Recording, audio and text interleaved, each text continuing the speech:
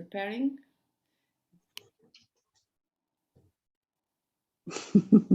I think we are live right now. I want to thank Caroline, our international instructor, to be in our second episode of the... I do always the same mistake. I think we are live right now. I put myself speaking twice.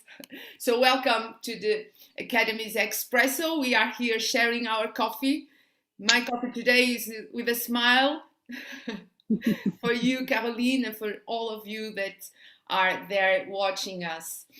Caroline, you were exploring something in nature. You were showing me something very curious. Would you?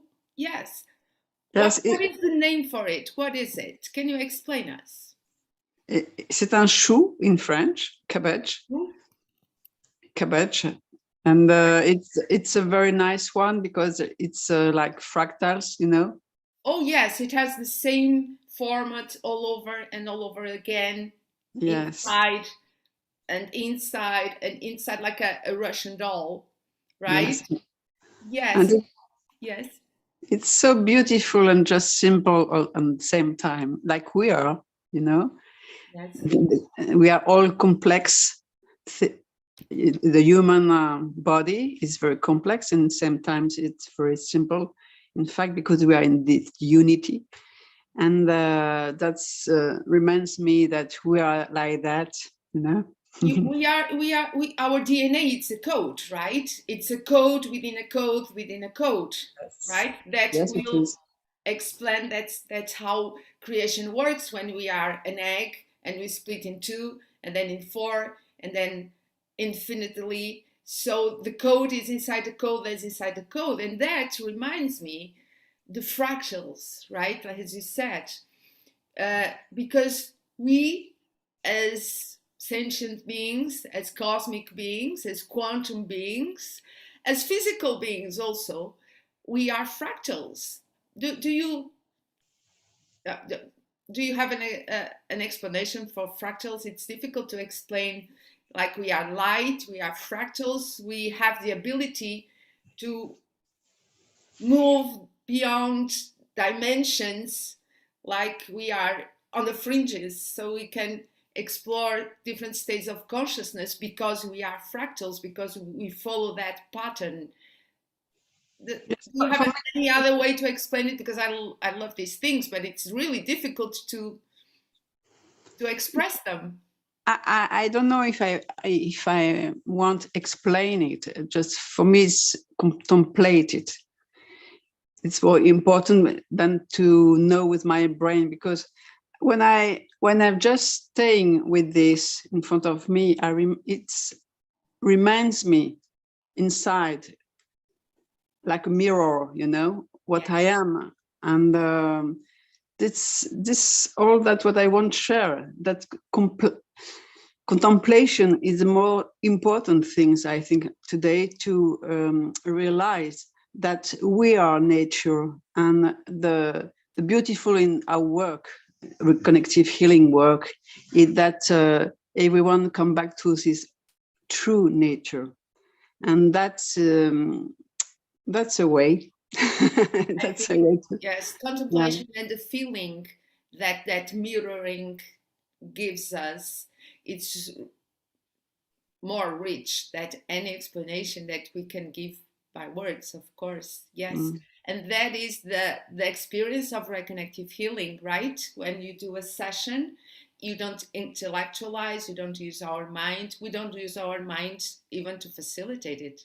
So it's really on the other level that doesn't need any structure, 3D structure for the mental to achieve that. And that takes me to this experience I had this week, very special.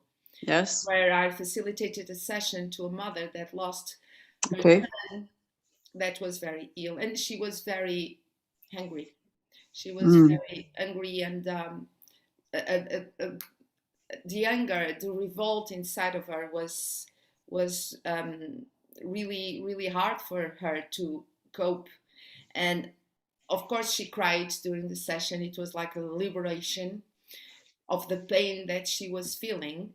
But at the end of the session, she started to calm down. And when I asked her, what did you observe? What did you notice? What did you experience? The one that we use so much during our trainings, and for the people to understand how to facilitate Debrief. the session. Yes, she told me like it was a release of her pain, like the attachment of the mother.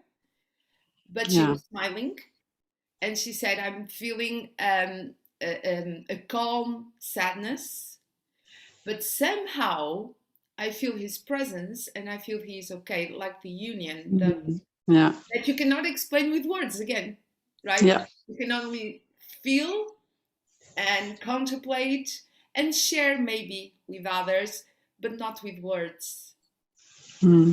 Yes, it's very deep.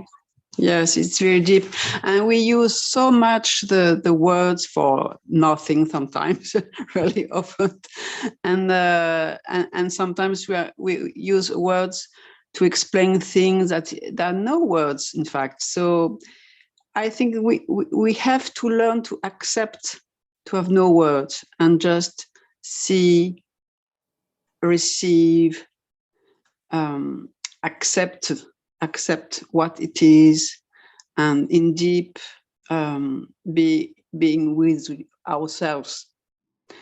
And this is a way very simple, in fact, that and reconnective healing is so beautiful because it allows us to be at Allow this. us to change from the programming. You must think to decide, you must Yes. tell, you must express yourself, you must have an opinion. Everybody has an opinion right now Yes. about everything that they don't understand. Yes, And, it's and true. when I say I don't have an opinion, just people just look at me, you don't have an opinion. No, I don't want to have an opinion, right? When That's I it. feel the answer, I will feel the answer.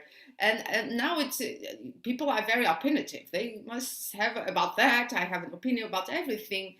I don't think it's a good thing, because you close yourself to something that you define, and you don't open up for more of that subject, or for more than anything else. Yes, to observe, it's more, is having more power of co-creation than to do.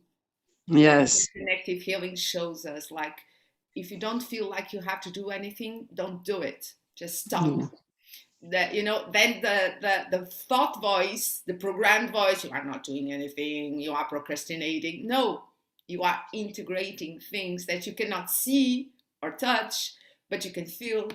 And then Yes. when you feel the impulse, when you do something, you have more determination and focus, and it's simpler because you go with the flow. And, Yes. and, And and then we come from nature to grief to words. Yes, Caroline. yes, I just want to add that and we use spirituality with many words usually also. And I like very much one sentence is relax your temple, because temple here in the body, you know, it's like the Temperance. yes, it's like temple where the spirituality is, you know, that we go to the temple for this or that. And it's very interesting that it's necessary to relax our temple. I mean, the wish to be at the spirituality way or point, or I don't know, view, and relax this also, to be just in the middle and receiving what it is in truth. Yes, I think people, the word is very powerful Yeah. when used with intention and in the right vibration. Mm. But now it's used so poorly, that, and so much that people just forgot that a word is just a 4D form. When I say love, I cannot tell what love is just by this word love. Even if I Sure. say I love you, Caroline, it's true, and you can feel it's true. But maybe if I just observe my feeling, my love for you, you might feel more. Sure. And just tell him, "Hey, I love you." Right? Sure. Yes. I look at you with love. Yeah. That's the thing. You can feel it. I can say I love you, and you say, "Oh, you don't." So yes, we have to close our espresso. Yes. It's an espresso. My coffee it's over, and we will be back tomorrow, 1 hour earlier, live for the meditation with the reconnective healing frequencies in silence, so we can share and appreciate and observe the feeling and the sensations that these frequencies of energy, light, and information allows us to experience.